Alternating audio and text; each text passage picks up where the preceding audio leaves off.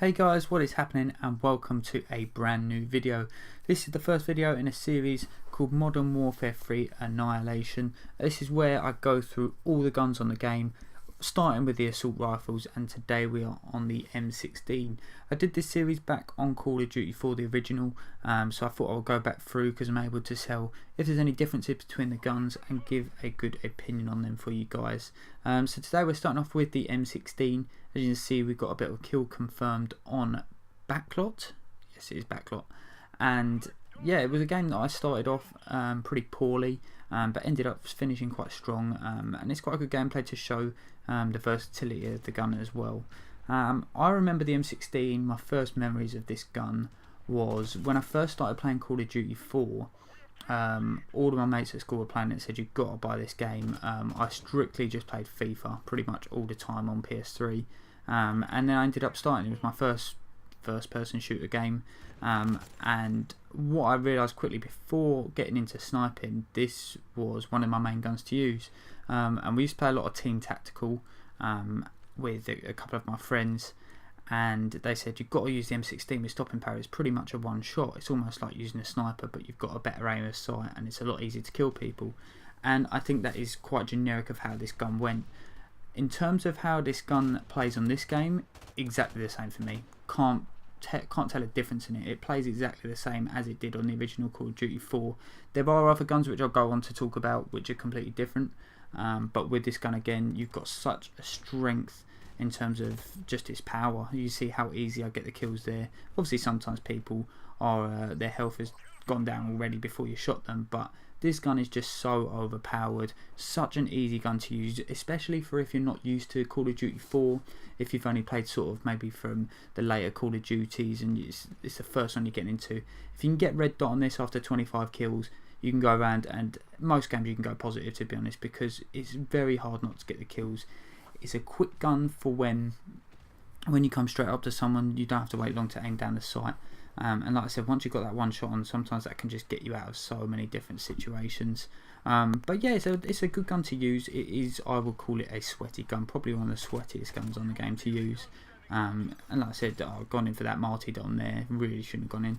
Sometimes I can't hear the martyrdoms for some reason, no clue why. Other times it's just so obvious when they do drop. But I think they do it determined on the type of surface as well. So if it's on like more concrete, then you can hear them a little bit louder. But yeah, the M16 is one of them guns that you do see used a lot, especially in sort of search and destroy on this game as well. I'd recommend it for search because you're looking to get people as quick as possible. It's not a sort of run and gun game mode, search and destroy, but that's what I'm saying about this gun. It's so versatile, you can use it in any kind of game mode. I wouldn't say there's any game mode that I wouldn't use this gun in, which is great because other guns like your short range P90s and AK-74Us you'd be looking to use in sort of more close quarters. But like I said, the range on this thing is ridiculous. I've heard a lot of people saying about this gun that they feel it's even worse, even like more overpowered than it was before. But definitely, I think for a beginner gun, I think it's definitely one that you need to look at using. If you're struggling with this game, I will admit this game to start with, I've gone in and tried sniping straight away and completely, like, some games I'm going okay, but other games I'm getting absolutely killed from left, right, centre. But I would say this gun's just great to pick up, use. Look how easy it is, especially when people are sniping. It's just so easy to pick them off as well. But not only that, if you've got a silencer on it as well, you're still getting a pretty decent range on there, and also your power is pretty decent as well on there. So this sort of game I was struggling a little bit towards the start, but really started to get into my groove. One of the things I will say about the M16 is that compared to like the AK-47, MP5, any other guns like that, it just feels a little bit, I don't know how to describe it without sounding too rude, it sounds a little bit stiff. So especially when you're aiming from the hip, it feels a little bit square. I don't feel like I can move freely with the gun. I feel like you have to be quite precise, or that's it. You notice when I move across here with the sight, it moves almost in sort of sections rather than sort of a sweeping motion. That is probably the only flaw that I'd say that I've got with this gun, and that's saying something, because in terms of like guns on this game, it's got to be up there with the better guns. Maybe not even just for the fun use, but I think if you're playing competitive as well, you'd rely on this gun quite heavily as your backup. But yeah, I'd say since I've started playing this game, I've used this gun a fair bit. Obviously I wanted to use it to make this video, and when I came on, I'd used it a little bit the night before. I came back on the next day, and this is the first game that I played with it, and I thought, no, I'm happy with this game because it just felt smooth. I didn't realise how little deaths I got towards the end of the gameplay as well. Just seemed to carry on going. Managed to get a chopper in the end just before we finished off. But overall, I'd say the only weakness is what I'd say about it just feels a little bit square. I think sometimes you can get a little bit caught with it. If you've got, say, 2 or 3 people right in front of you, you'd prefer them to be more close together than wider apart. I think sometimes you'd have to go back out of the aim and then back in, whereas other guns you can sort of sweep across a bit better, like I was saying before.